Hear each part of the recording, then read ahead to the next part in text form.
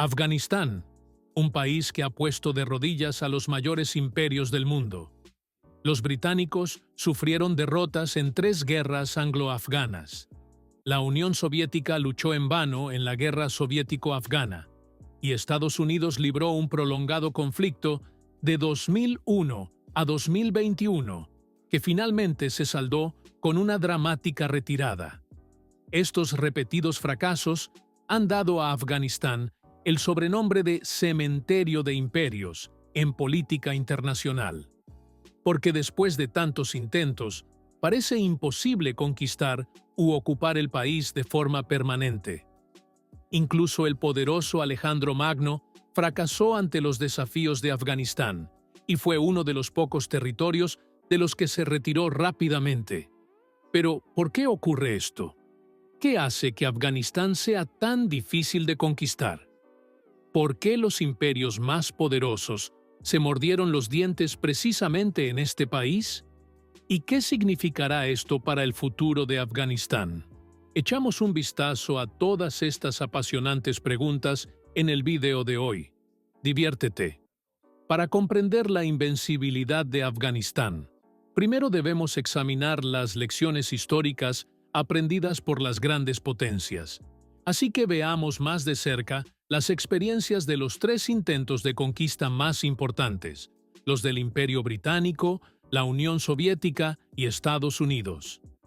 El Imperio Británico, la clara potencia mundial desde el siglo XIX hasta la Primera Guerra Mundial, libró 3 guerras en Afganistán entre 1839 y 1919, impulsado por el deseo de asegurar la región frente a la influencia rusa y de crear un estado tapón entre la India británica y el Imperio ruso.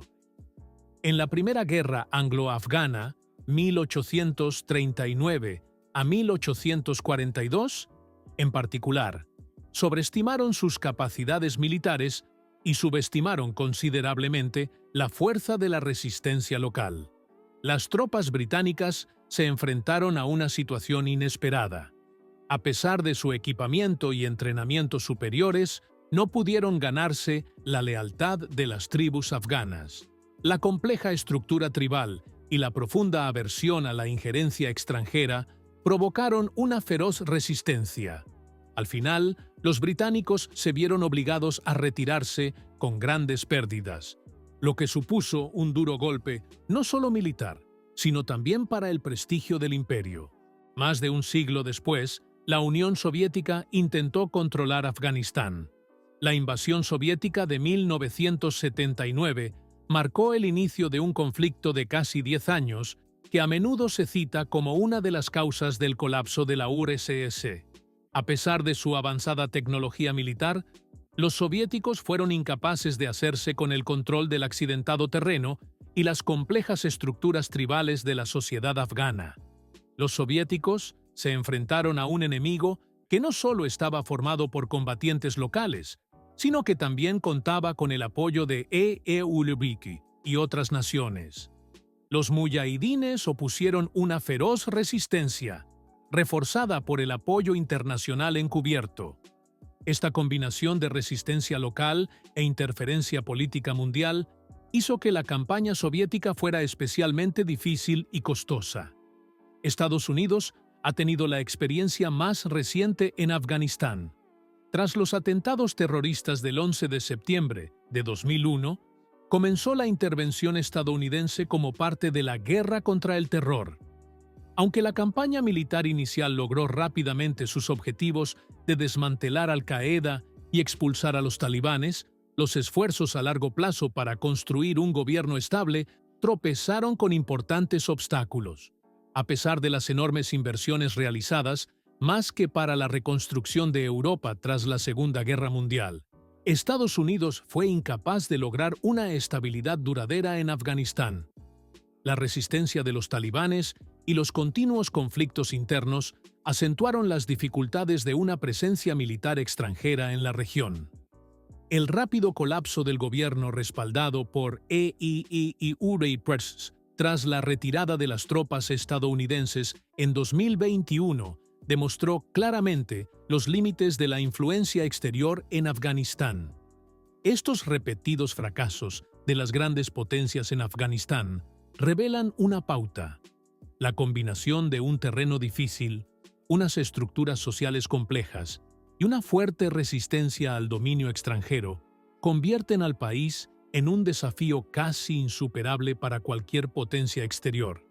Pero veamos los factores con más detalle. ¿Por qué la geografía de Afganistán es tan singular? Porque el paisaje natural del país ha demostrado ser una fortaleza inexpugnable durante siglos, y es un elemento clave en su defensa contra los invasores. A menudo se hace referencia a Afganistán como el techo del mundo, y no sin razón. El país alberga algunas de las cadenas montañosas más altas y escarpadas del mundo, como el Hindu Kush y los montes Pamir. Estas cadenas montañosas no solo forman una frontera natural, sino también un complejo laberinto de valles, desfiladeros y pasos extremadamente difíciles de atravesar para los ejércitos extranjeros. La importancia estratégica de estas cadenas montañosas es difícil de sobreestimar. Ofrecen innumerables escondites y refugios a los combatientes locales, al tiempo que dificultan considerablemente el movimiento y el abastecimiento de las tropas invasoras. Los estrechos pasos de montaña se convierten en puntos de estrangulamiento naturales, fáciles de defender y difíciles de superar. Otro aspecto que hace que la geografía de Afganistán sea tan desafiante son las condiciones climáticas extremas. Los duros inviernos, en particular, suponen una grave amenaza para los invasores. Las gélidas temperaturas y las duras condiciones pueden reducir drásticamente la eficacia de las tropas extranjeras y su equipo. Mientras que los lugareños están adaptados a estas condiciones, los ejércitos extranjeros suelen tener problemas logísticos y sanitarios.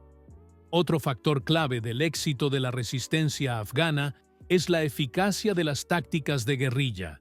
El terreno abrupto proporciona las condiciones ideales para que los combatientes locales utilicen su profundo conocimiento del terreno contra fuerzas tecnológicamente superiores pero extranjeras.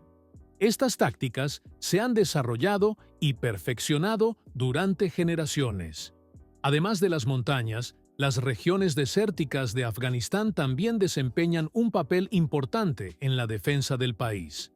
Estos paisajes yermos ofrecen poca protección o recursos a los ejércitos invasores, al tiempo que proporcionan ventajas tácticas a los combatientes locales familiarizados con el terreno. Otro aspecto fascinante de la defensa afgana es la forma en que la arquitectura del país se ha adaptado a las condiciones geográficas. Muchos pueblos y casas están construidos como fortalezas o los llamados qalats. Este tipo de construcción refuerza la capacidad de defensa de la población local contra las fuerzas invasoras y convierte cada pueblo en una fortaleza potencial. Históricamente, los invasores han aprendido que, aunque es posible hacerse con el control inicial del territorio afgano, mantener este control a largo plazo es prácticamente imposible. La resistencia afgana, fortalecida por su profundo conocimiento del país y el uso de tácticas de guerrilla, ha superado sistemáticamente a las fuerzas militares convencionales de mayor tamaño. Sin embargo, la cultura y la sociedad afganas también dificultan enormemente una conquista duradera. Las complejas estructuras sociales han demostrado ser tan resistentes como el accidentado paisaje a lo largo de los siglos. La sociedad afgana se caracteriza por una estructura tribal de múltiples capas que a menudo resulta difícil de comprender para los forasteros. Estas tribus y clanes forman la columna vertebral de la organización social y desempeñan un papel central en la resistencia contra los invasores. La lealtad a estos grupos supera a menudo los lazos con un gobierno central o con la identidad nacional, lo que a su vez se debe también a la geografía. Las relaciones entre clanes están profundamente arraigadas en la cultura afgana y tienen una influencia significativa en la distribución local del poder y la toma de decisiones.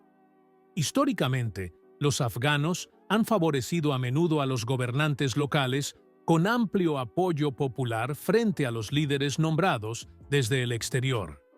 Esto fue claramente evidente durante las ocupaciones británica y soviética. Una característica notable de la sociedad afgana es su adaptabilidad a los invasores.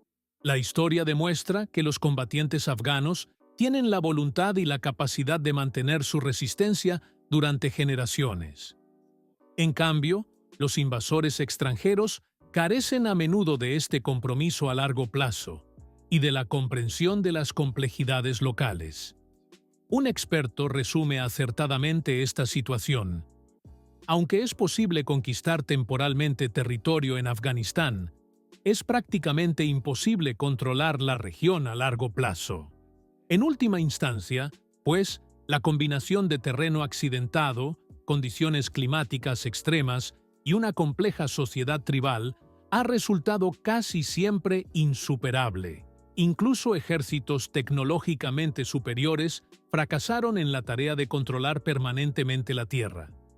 Estas experiencias subrayan la importancia de la comprensión cultural en los conflictos geopolíticos. Los expertos insisten en que la única estrategia viable para las potencias extranjeras es aceptar a los gobernantes locales, aunque ello implique tolerar a grupos impopulares para garantizar la estabilidad. Pero después de tantos fracasos, es probable que ninguna gran potencia intente pronto una invasión suicida del país. Por otra parte, tampoco es probable que sea posible un control nacional duradero desde dentro. Así lo demuestran los numerosos grupos escindidos y los problemas de los talibanes. Así pues, Afganistán probablemente seguirá funcionando en el futuro, de forma diferente a los típicos estados nacionales europeos y estadounidenses.